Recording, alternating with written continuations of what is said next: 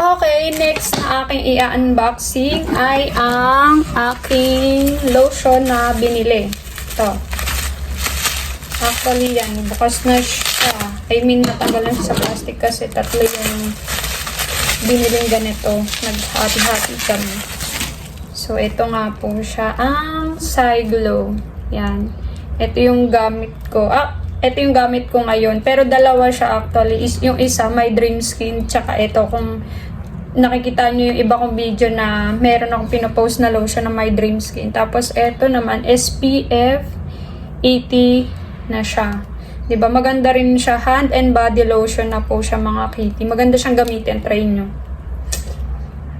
Mabibili nyo siya sa TikTok shop.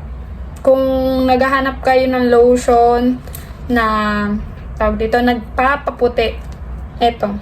At nakaka-glow. Try nyo po to. Ilagay ko na lang sa comment section yung link. Yan lang. Thank you for watching.